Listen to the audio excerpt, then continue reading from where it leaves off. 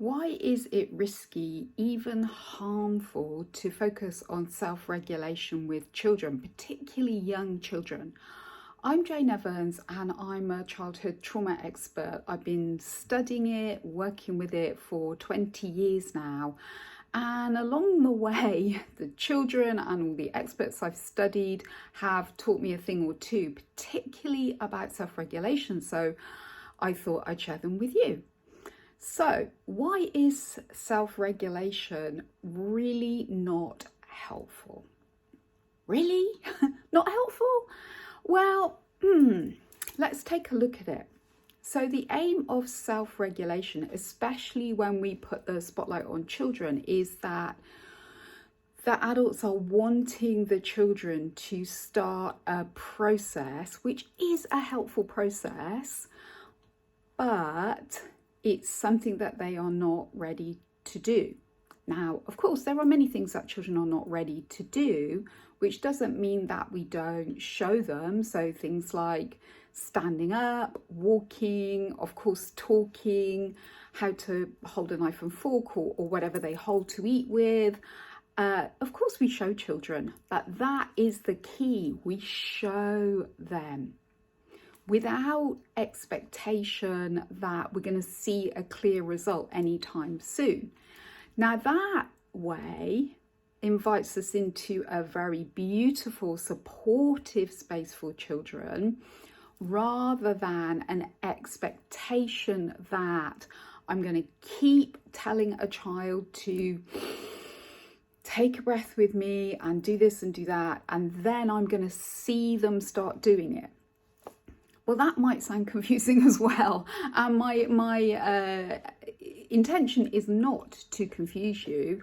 But the thing with self-regulation is it isn't just a plain old skill. Now, again, that you may be thinking, but that's what everyone says. You have to teach children the skills of self-regulation. So a deeper dive into self-regulation, it's not a cognitive top-down process, which is what I'm seeing in many things I'm reading about what's going to happen in early years in the UK. I read things to do with schools, but also to do with parenting. It's taken from a very top-down view. But all humans, especially small humans, underdeveloped humans, are massively body up. So they cannot heavily underlined, think to themselves, oh, I'm getting a bit angry, I need to take a breath. Now, I know we would, well, I could care less, quite frankly, but for many people that would be really handy if a child could do that. And also very handy if a child could think, oh, I'm getting confused by this, I need to put my hand up and ask for help. Again, they just can't do it. It's like, showing them constantly how to jump over a high jump, and you've shown them constantly and you've given them the technique and blah, blah, blah, and they still can't do it. Well, no, they can't. Of course they can't. They're 3. So why is this, and what do we need to do instead? Well, it's not possible for a child to self-regulate because we are meant to co-regulate, even as adults. Even, if you see mammals, so we are mammals as well, but I was just thinking of the cows that I see every day. If they get a bit tense, they all come together, and they are cows, they are not humans. So what is meant to happen is 2 things. Self-regulation can only happen if we bring the body in first. So we can't intellectually, rationally, verbally bring in self-regulation with a child, or for ourselves actually. If you've ever got really stressed and then just kept saying to yourself, calm down, calm down, calm down, calm down, then you might get a smidgy bit of calming down. But what you really always need to do first is bring the body in first, because the body sends more information up to the brain than the brain is able to send down to the body. So let's go back to our beautiful, precious, amazing, incredible children. They do little things to self-regulate. Some of them irritate us. Some of them we start to see as difficult behaviour. So they might be wriggling a lot. Well, actually, they are trying without knowing to self-regulate. They might dance around a lot.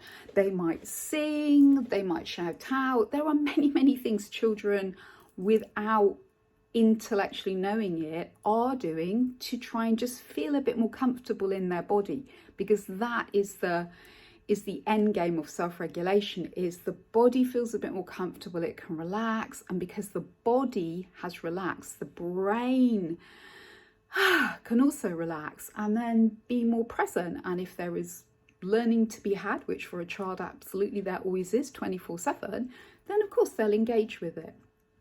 So what gets in the way of self-regulation is being a child. Being a child, hugely underdeveloped brain, underdeveloped body systems, they get in the way of what we want them to rationally learn to do. So that's where co-regulation comes in. Woohoo! And that's all about you. So if you are in a child's life as a parent, a carer, a grandparent, a professional, any which way you're in their life, and even, you know, I've done this in supermarkets before with children who are not my own, but just a calming look and a kind expression on my face. I am offering, that's all I'm doing, some co-regulation. I always, when I'm out and about, because, you know, the poor adults usually are stressed to the eyeballs trying to get everything and just focus on the children. And even with a mask on, you can still offer co-regulation, and if your body is really calm as well. So children always are going to need co-regulation, and that means co-modeling, and it starts with us, which is fantastic because we then feel calmer and they then mirror the calmness in our body and come down too. So if in our homes, in our communities, in our settings, schools, early years settings, we really focus on the adults regulating themselves all the flipping time, which I have spent the last 20 years saying, then the children track your bodies and they naturally come down. And if we are always throughout the day, particularly in settings, but of course you can do this at home as well, giving little moments of regulation, then their bodies will learn, this is, you know, the opposite to this. And that's really the beautiful journey that you're on. So you're doing things like when children arrive in the morning or come down in the morning, or you go into their bedroom in the morning, whatever it is, that you're saying things like, oh, so my heart is skipping just from seeing you. Oh, I'm going to take a lovely breath to enjoy that lovely feeling and feel calm. So if a child sees you doing that over and over again in different ways, oh, we've got to get ready to go out now. Oh, I can feel I've gone a bit jumpy on the inside, trying to remember everything, my keys, my phone, oh, you, all the rest of it. Let me just take a breath and help my body feel calm. Now, it doesn't matter how you do that. You just need to damn well do it. And the more that we do it, of course we can and would include a child in it, or the children in our care.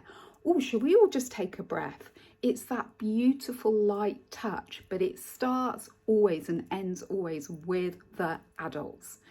And we do it without expectation. So we shouldn't be doing it to then measure it. Oh, is this child better at managing their behaviour and their feelings than this child? Or are they doing better than they were last month? Because it don't work like that. It just doesn't. In reality, what happens is the more calm and safe home life, life in a setting that adults are around the child, the more ability their body system and therefore then their brain has to feel a bit relaxed. And when they're a bit relaxed, then they don't need such a massive amount of self-regulation, because children naturally, remember, will self-regulate by doing things like rolling on the floor and fiddling and all those things that, again, we often get annoyed with them about.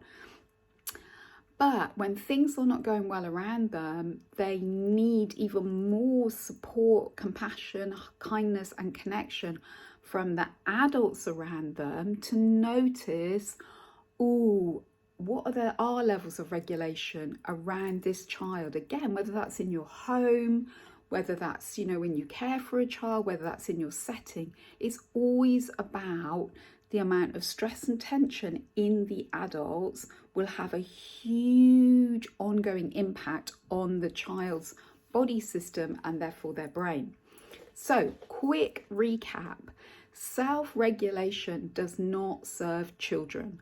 What I predict at this point in time is if we make a massive focus on it, what we'll get in 10 years' time is a lot more children who have learnt to hide actually how dysregulated and scared and full of feelings they are on the inside, because the adults don't seem to like it.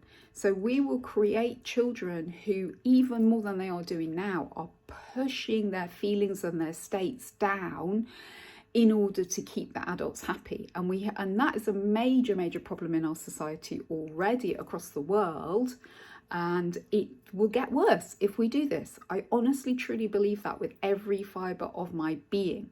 So if we take our foot off the pedal of self-regulation and we go, okay, this is all about the adult's regulation to repeatedly offer model, show, share, co-regulation, but without pressure on children that they need to learn this and demonstrate it in some way. If I'm having a really rubbish day for whatever reason, my ability, and I am, because of the work I've done on myself, I can self-regulate really well now. But I can only do that if I'm grounded enough to notice that actually my body is really tight and my gut is all twisted and hard. I need to ground myself and regulate myself. Or I can hear myself talking really fast and blah, blah, blah, and all the rest of it. That will be another sign. But I'm a very fully formed adult. A child will not and cannot do that. It's just not developmentally possible. In the same way we couldn't expect a 3-year-old to jump over a 3-meter high jump. It's just not possible. So it will create a lot of misery and stress for the children if we focus on self-regulation, and a lot of misery and stress for the adults around them, which then of course feeds back to the children.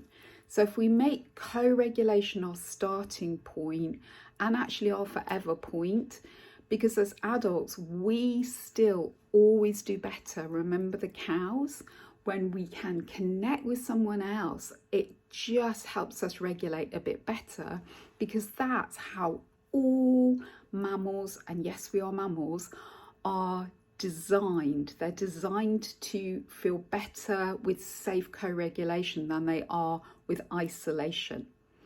So I hope that's really going to give you some food for thought. Do share this video, because I'm deeply concerned, as I know you all are, about our children's mental health and their development.